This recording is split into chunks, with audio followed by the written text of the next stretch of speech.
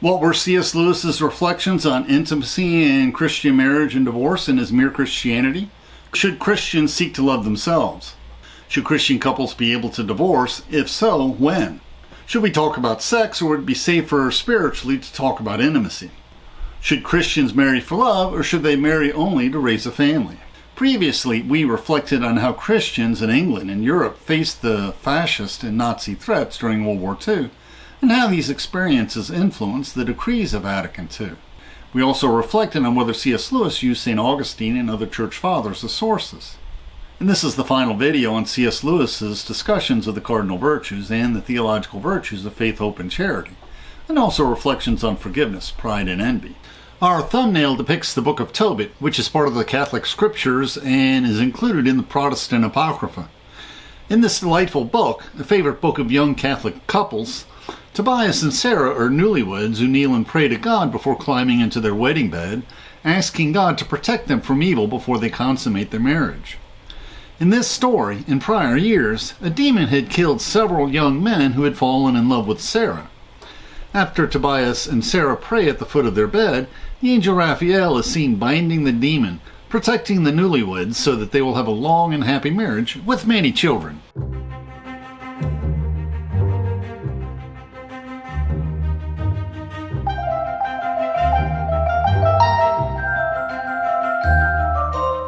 Please, we welcome interesting questions in the comments. Let us learn and reflect together.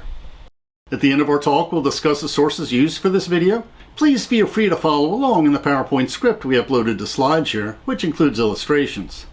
Our sister blog includes footnotes, and both include our Amazon book links. C.S. Lewis lived in the aftermath of the Victorian era. She reigned from 1837 to 1901. He observed that the Victorian prudishness had been relaxed in the older generation of his day, and that older people should not assume that the young are corrupt, just as the young should refrain from calling their elders prudes and Puritans. C.S. Lewis provides good advice. You should have a real desire to believe all the good you can of others, and to make others as comfortable as you can, and that will solve most of the problems. He also points out that Christian chastity should not be confused with modesty, though modesty is desirable.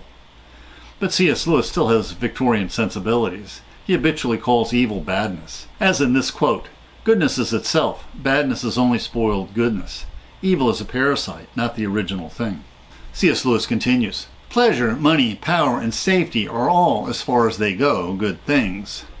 The badness consists in pursuing them by the wrong method, or the wrong way, or too much. You can be good for the mere sake of goodness. You cannot be bad for the mere sake of badness." C.S. Lewis writes, "Some people think that the fall of man had something to do with sex, but that is a mistake.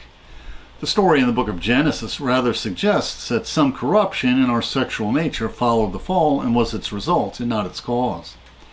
He even says that the old Christian teachers say that if man had never fallen, sexual pleasure, instead of being less than it was now, would actually have been greater." Now, I doubt St. Augustine said this, and I can't imagine what church father would have said this, so I wish C.S. Lewis would tell us who his ancient sources are. C.S. Lewis does directly quote St. Augustine from his Confessions, but doesn't attribute this famous passage. A famous Christian long ago told us that when he was a young man, he prayed constantly for chastity, but years later he realized that while his lips had been saying, "O Lord, make me chaste," his heart had been secretly adding, "But please don't do it just yet." C.S. Lewis says that modern people are always saying that sex is nothing to be ashamed of, noting that there's nothing wrong with the pleasure that comes with intimacy. Personally, though I do not disagree with C.S. Lewis's teachings on sexual morality, I disagree with the common usage. I prefer to speak of intimacy rather than sex. Your partner should not be treated as an object. They should be treated with dignity. And there's always a danger that when we seek pleasure from our partners, that we will treat them as objects. In the Hebrew and in the transliteral translations of Leviticus, there are multiple commandments that exhort us.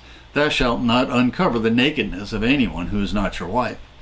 And this is not a doctrinal issue, since these same commandments in Exodus use concise words that are similar to the English usage that means having sex with in more or less vulgar or clinical terms. And this language in Leviticus emphasizes that even illicit and immoral physical relationships can lead to either deep emotional attachments or deep emotional resentments and trauma. So we should always prefer to use the phrase being physically intimate. because this also suggests that the cousin of physical intimacy is emotional intimacy in a caring relationship. And we reflected on this and other similar topics in our videos explaining my personal philosophy, which parallels our channel philosophy. The concept of treating your loved one with dignity and respect is a core teaching of Pope John Paul II's post-Vatican II theology of the body. This theology encourages romantic love between committed partners, in addition to the classic Catholic teaching that the purpose of marriage is to bear children. Perhaps the main reason of this evolution of doctrine is the stunning medical advances in modern times. No longer do women literally risk their lives bearing children. Likewise, C.S. Lewis warns of the dangers of lust, our warped natures, the devils who tempt us, and all the contemporary propaganda for lust, combine to make us feel that the desires we are resisting are so natural and healthy that it is almost perverse and abnormal to resist them. We see this view in our culture, in our movies, in our romance novels, everywhere around us. C.S. Lewis warns us that, like all powerful lies, this is based on a truth that intimacy can be normal and healthy. The lie consists in the suggestion that any sexual act to which you are tempted at the moment is also healthy and normal. And C.S. Lewis does not caution us about a related lie I've often heard, that all intimacy in marriage is healthy. A husband can treat his wife as a sexual object, denying her dignity, just as easily as a single man can treat his girlfriend as a sexual object, also denying her dignity. This is a tendency that all couples should guard against. C.S. Lewis closes this chapter with the observation that the sins of passion can be less dangerous spiritually than sins of destruction. If anyone thinks that Christians regard unchastity as the supreme vice, he is quite wrong. The sins of the flesh are bad, but they are the least bad of all sins. C.S. Lewis continues, all the worst pleasures are purely spiritual. The pleasures of putting other people in the wrong, of bossing and patronizing and spoiling sport and backbiting, the pleasures of power and hatred. The diabolical self is more dangerous than the animal self. C.S. Lewis concludes, that is why a cold, self-righteous prig who goes regularly to church may be nearer to hell than a prostitute. But of course it is better to be neither. C.S. Lewis observed that Christianity teaches that marriage is for life. There is, of course, a difference between different churches. Some do not admit divorce at all. Some allow it reluctantly in only very special cases. All churches view divorce as a desperate remedy. It is more like having both your legs cut off than it is like dissolving a business partnership. But all churches disagree with the modern view that it is a simple readjustment of partners, to be made whenever people feel they are no longer in love with one another, or when either of them falls in love with someone else. C.S. Lewis continues, as G.K. Chesterton pointed out, those who are in love have a natural inclination to bind themselves by promises. Love songs all over the world are full of vows of eternal constancy. The Christian law is not forcing upon the passion of love something which is foreign to that passion's own nature. It is demanding that lovers should take seriously something which their passion of itself impels them to do. C.S. Lewis asks, why keep two people together if they are no longer in love? There are several sound social reasons. To provide a home for their children, to protect the woman, who's probably sacrificed or damaged her own career by getting married, from being dropped whenever the man is tired of her. The world has changed since the World War II era of C.S. Lewis, as divorce is far more common, even in the Catholic Church. Of course, when people live twice as long, they'll have twice as long to get on each other's nerves. Now, for many years, I was active in a divorce support ministry. On rare occasion, young mothers will ponder whether they should divorce their ex-husband. Rather than preach to them, my preference was to simply ask this simple question, how is he with the kids? And the implication is that if the father is good with the children, give him the benefit of the doubt. Do the kids like to spend time with him? Does he look forward to spending time with the kids? If your children dislike their dad, that is not good. And the church teaches that marriage is for the sake of the children, and that is a practical truth. What divorce support ministries are available? One ministry is Divorce Care, which is a non-denominational divorce support group ministry that sponsors a 13-session set of DVDs with Christian counselors. After the DVD is played, those in the support group are asked to share. And both Protestant and Catholic churches run these support groups. The most common misconception is that a divorce ministry is somehow immoral, that it does not try to heal broken marriages, that it ignores the teachings of the church. And the truth is, of all the years I was active in the divorce support ministry, only once did estranged spouses reconcile immediately. Quite often, reconciliation is impossible, either because he's a serial cheater or because physical abuse is occurring. No matter what the wife says, you'll just never know. And the unequivocal message we need to convey is, if either the wife or the children are suffering physical abuse, Jesus wants them to immediately leave and go to a safe place. Jesus may not like divorce, but often separation is necessary. It is very problematic for women to trust that men who are abusers will ever change, in part because the fear women feel in these situations is so debilitating and humiliating. In Catholic Surviving Divorce is a similar support groups for Catholics that also provides information on the Catholic annulment process. A second warning for those contemplating divorce is that second marriages can be problematic for a similar reason. Based on my personal observations, the proportion of stepfathers who molest their stepdaughters is astoundingly high, likely above 10 or 20%, although it's impossible to obtain accurate statistics on this.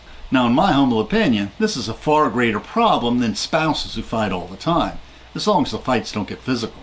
There's a really ugly story in the Old Testament how the daughters of Lot, infected by the evil influences of the wicked city of Sodom that they all fled, got their father drunk so he would sleep with them to continue the family line.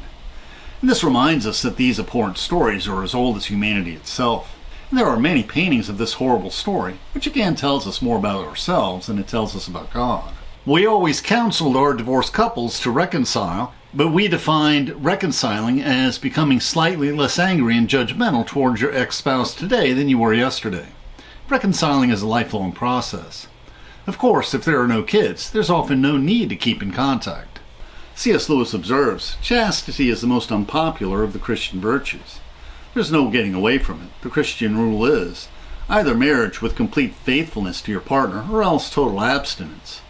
C.S. Lewis warns us, the monstrosity of sexual intercourse outside marriage is that those who indulge in it are trying to isolate the sexual union from the total union of the marriage. And this is true, but today far fewer couples are married than they were in C.S. Lewis's time.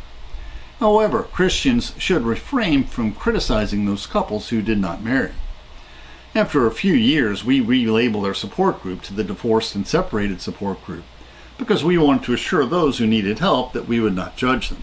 We would only help them to heal their relationship. C.S. Lewis teaches us, what we call being in love is a glorious state, and in several ways good for us. It helps to make us generous and courageous. It opens our eyes not only to the beauty of the beloved, but to all beauty, and it can subordinate our animal sexuality. In that sense, love is the great conqueror of lust. Being in love is a good thing, but it is not the best thing. You cannot make it the basis of a whole life. It is a noble feeling, but it is still a feeling. But C.S. Lewis warns us that the initial excitement will not last. That love in the second sense is not merely a feeling, but is a deep unity, maintained by the will and deliberately strengthened by habit, reinforced in Christian marriages by the grace which both partners ask and receive from God. C.S. Lewis continues, being in love first moved them to promise fidelity. This quieter love enables them to keep the promise. It is on this love that the engine of marriage is run. Being in love was the explosion that started it. People get from books the idea that if you have married the right person, you may expect to go on being in love forever. As a result, when they find out they are not, they think this proves they've made a mistake and are entitled to a change. Should legislatures force their Christian views on divorce on the electorate? C.S. Lewis cautions against this, saying that perhaps there should be two kinds of marriage, a civil marriage and a church marriage. And what follows this chapter on Christian marriage in Mere Christianity? The chapter reflecting on the need for forgiveness, of course. In our final reflection, C.S. Lewis ponders whether Christianity is hard or easy. And previously, we reflected on C.S. Lewis's Great Divorce on Hell and Heaven, and Viktor Frankl's Man's Search for Meaning, written after he survived his time in the Auschwitz work camps of World War II. Now we'll discuss the source we use for this video. C.S. Lewis sought to make the core theological Christian doctrines and teachings comprehensible for ordinary Christians, and he succeeded. Please review our detailed reflections and discussion of our sources, including Mere Christianity, at the end of our initial video of Mere Christianity and the Nazi Menace. The YouTube description includes a link to our PowerPoint script that we uploaded to SlideShare and also our blog. Please support this channel by sharing this video with your friends and by clicking on the like and subscribe buttons and by clicking on the Amazon links to purchase any of the books we discussed, which will earn us a very small affiliate commission. And please consider becoming a patron of our channel. Plus, we will host special discussion groups for our patrons. Plus, you can click on the Meetup or small M icon to participate in our online discussions, where we practice our future YouTube scripts. And please click on the links for other videos that will broaden your knowledge and improve your soul.